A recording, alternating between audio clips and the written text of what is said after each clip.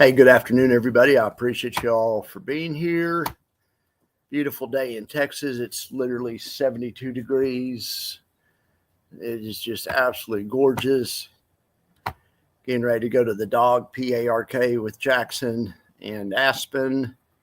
Let's look at the market. So that's why I'm doing this a little bit early. The market's still open. Usually I do this at 3, but I want to go. I have some other stuff to do as well. Let's see what the market's doing.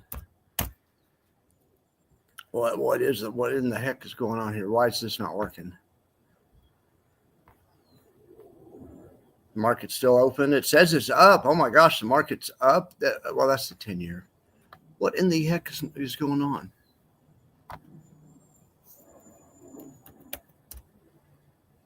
All right. Oh, that's just straight chopping. So Qs are pretty much pinned to looks like the 478 strike. They've been there all week. The SPYs are off and on. The SPYs are pinned at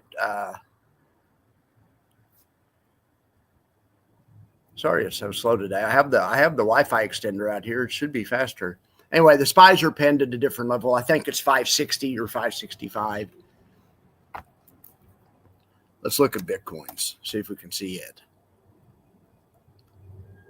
I think it's just grinding too. It's pinned at 83,000. Look at this. You want to talk about mean, reverting to mean on the time frame that I follow, 30-minute bar charts, 30-minute candles, whatever. The mean on Bitcoin is 83.9, which is exactly where they're at. They have a gigantic trading range, 82 to 83. Anytime it gets to 87 lately, or in the past 2 weeks, it's been too high, and then it was too low at 78. Just been reverting around mean and pinned right here at 83,000. Now, let's look at a little bit longer term chart of Bitcoin to get just because the short term's pinned to a strike, the longer term isn't. Longer term Bitcoin is extremely bullish if they can hold the 200 period moving average right here. They aren't really pinned to a strike, but they've been trading on the 200 period moving average for 1, 2, 3, 4, 5, 6, 7, 8 out of the last 10 candles have traded through the 200 period moving average. So I guess that's the definition of mean. I mean, on the daily chart, I guess if you're looking at 200 periods, the mean literally is that. So both charts are literally right in the middle. Which way do we go next? All right, so let's look at oil, gold, NVIDIA, that kind of stuff. All right, so let's see where volume profile on the gold or on the oil. Oil's reverted to, it had two means that it's been trading around, but lately it's been, on the daily chart, the mean for years has been 73, and that's where it's at. And it's just been rotating around there since February of 22. Got as high as 92 and as low as 58, but you can just see this giant trading range in USO. Let's look at bonds. Bonds on the daily chart, similar situation. They've been trading around 90 on the TLT.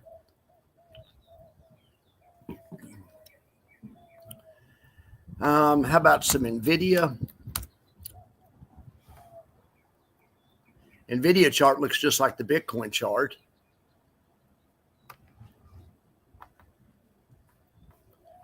It's pretty much exactly or very similar to the Bitcoin chart. Actually, even looks better than the Bitcoin chart. It's like the Bitcoin chart with an extra extension on it. I guess it's because it's also the AI boom. This down here was the 2020.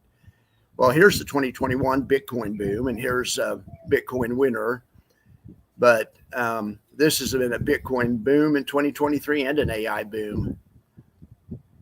These guys are killing it. Kind of their make or break area is 197 to 105. They got to like 108 or something, and it was a huge buy so far. That's where buyers have been in the past. But that's kind of the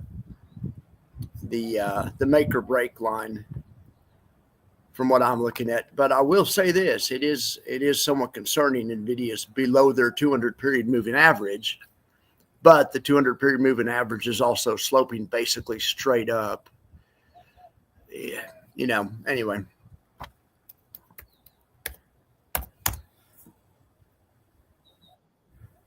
Now, Apple looks worse than NVIDIA. This last market pullback obviously hurt Apple worse than NVIDIA. But Apple has a go, no-go line of 200 to 205. This last pullback got them to 209, and there was buyers there so far. But let's put that on the chart. This is a pretty significant area on the Apple chart where I would expect buyers to be, especially the first time it's tested. In fact, that's already happened. The first time it was tested was August of last year. And in fact, it perfectly dipped into it, and there was tons of buyers there. They, it went from 190. Apple went from 199 to what is that? 232 in 1 month, but less than 1 month. By August 30th, it was at 232, up from 199 in early August. A low of 197 or something. Anyway, that was a heck of a buy. So we'll see if those buyers that were there that day, will they be there again, or are they the reason Apple's already bouncing? Are they trying to front run this?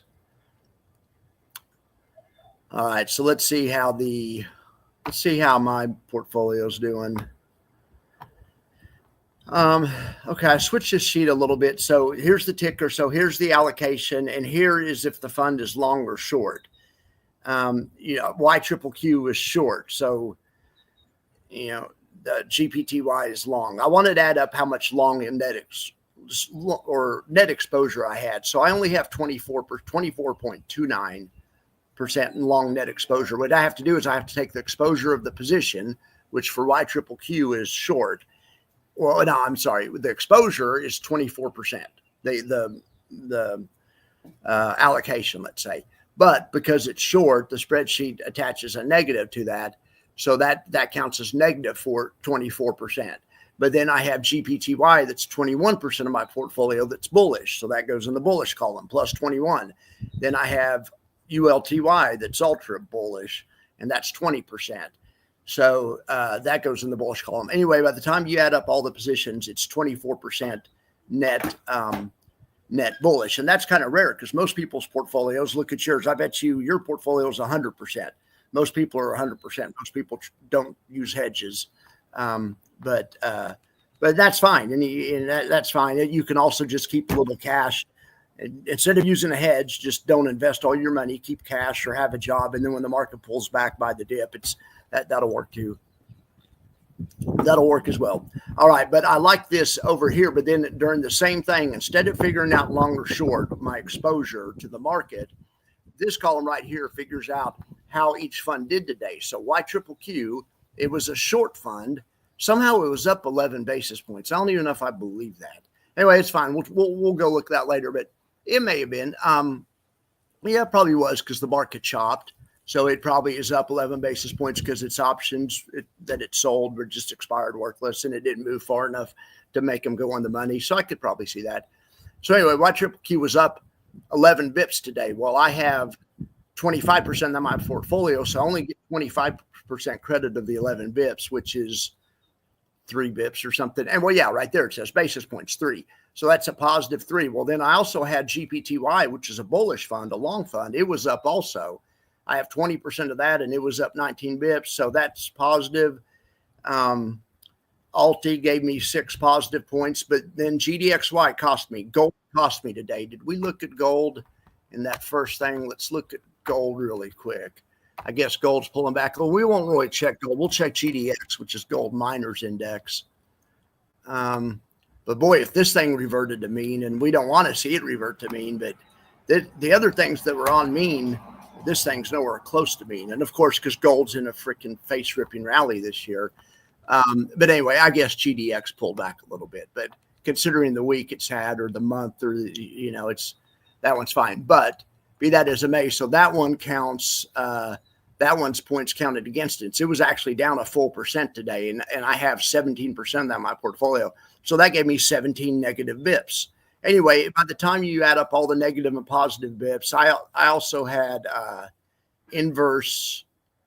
I had inverse NVIDIA, which made money today somehow, and inverse Coinbase made money today somehow. So all my inverses made money, and everything made money today except gold. Oh, and Exxon. I also have Exxon Mobil. It was down also. Gold and oil lost money. Anyway, but you take all those basis points down here, it shows my portfolio was up 5 basis points for the day. But then over here, it shows what I would, if I would have just been in SPY, I'd been down 30 basis points. Or if I'd been in 60-40, so 60 stock, 40 bonds, so SPY and bonds, which is like generally considered the safest or super, super duper safe, I'd be down 20 bips. So being up anything, I'm outperforming both of those. Now on the year, I'm still behind. On the year, the 60-40 portfolio is only down, or not on the year, since inception, the 60-40 portfolio is only down 3.4%, where my model portfolio is down 13%. So I'm underperforming for the year, but I made some bad picks. I bought AMDY and I shouldn't have done that. All right, so now let's look at the buffer report and see how the Yield Max universe finished up buffer wise. Well, first, I guess we'll start with Alti.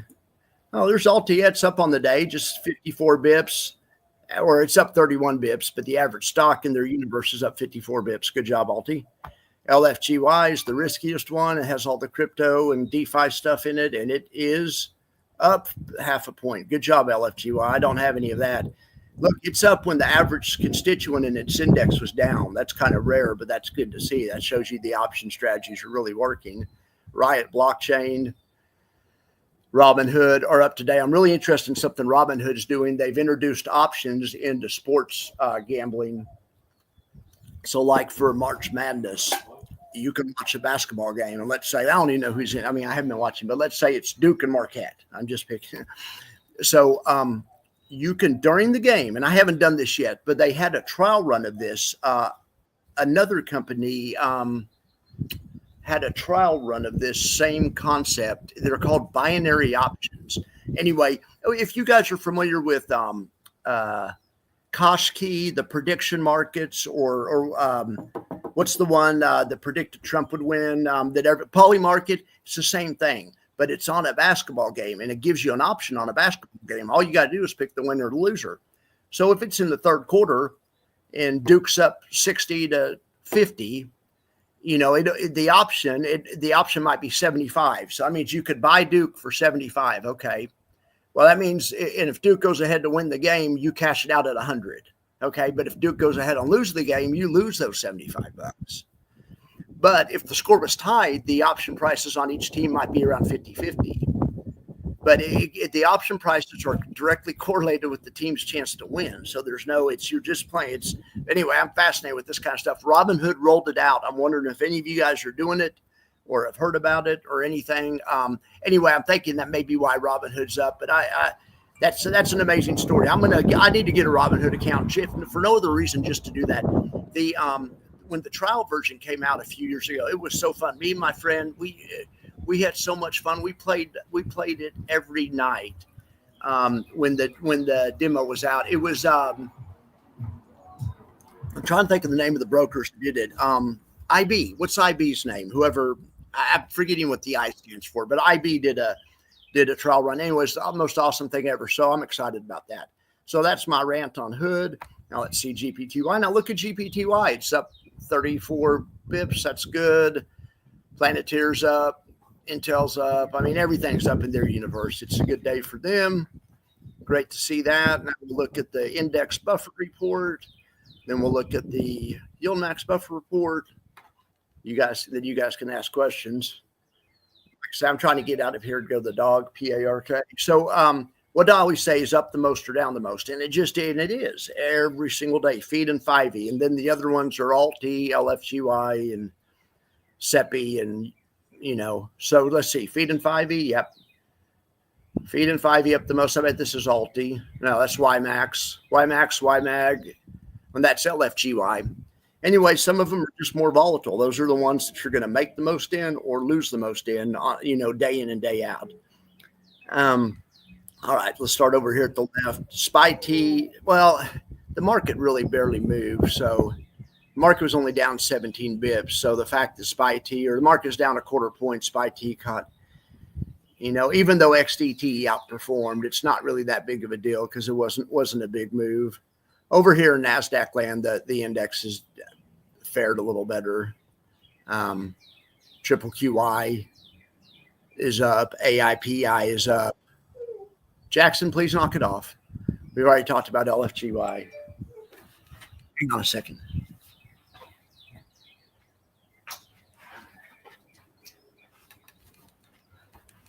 We've already talked about LFGY. All right. A good day for you, Soy. Good day for THTA and a good day for XOVR. Okay. Yield max buffer report. SMCI, SMCY, killing it. PLTY, PLTR, killing it. TSLI, TSLA, killing it. Finally, Tesla's bouncing a little bit, or Tesla's bouncing. Fibby catching all that sweet upside of the parent. And look at OR catching upside while the parent's down. That's good. Like to see that. Definitely like to see that. All right, so let's check out the heat map.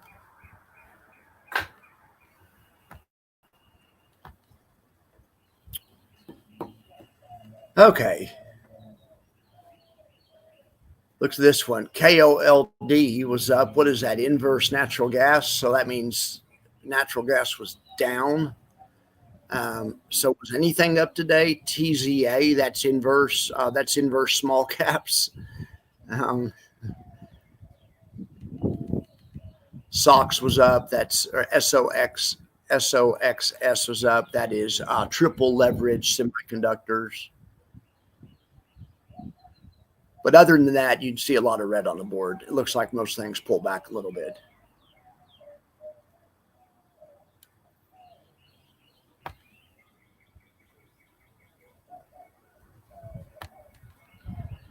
Hey, SB, what are you doing? I appreciate you for being here. Thank you so much. You have a good day trading today, SB? I'm going to look at a chart for SB. We didn't look at any VIX. I bet SV, we should have checked out this chart for old SB. Here's a chart of SVIX, and I know that I'm sure you're hoping for that to bounce, and it has been a good week for SVIX. Let's check out UVIX. UVIX is kind of the opposite. Jackson, get over here, please. Get over here, please. All right, and UVIX, you can see, which is long volatility, tried to rally last week, could not get over the 200 period moving average, was rejected, and this is on the daily. This is on the daily bars. But that would have been a great spot to buy the dip. Anyway, hindsight's 2020, right? Anyway, nowadays price on UVIX, which is long volatility, so long volatility being down is good. It's bullish for the market. Is ran right from the 200 period moving average right down to the 50 period moving average. So if they can get under the 50 period moving average on UVIX, that'll be great for people that are in SVIX, like I am guessing that SB is. But he's probably in both of them. He trades both of them at the same time.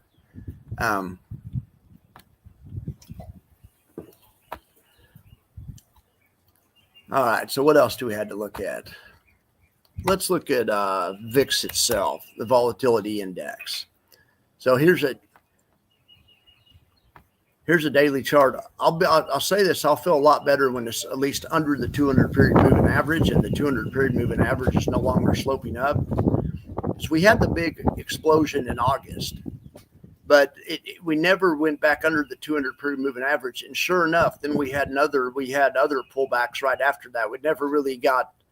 It never really was clear sailing again until after the election. And then after the election happened, what do? We went under the 200 period moving average on the VIX.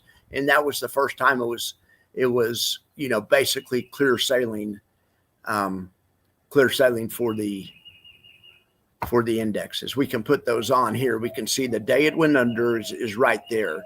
You know, the SPY was around 585, and that was pretty much the low for the SPY. I mean, it rallied up and then came back to 585, rallied up, came back to 5. I mean, that was a great rally spot for months until we took back the moving average and got momentum going the other way. And of course, that's what's happened just in this past 3 weeks.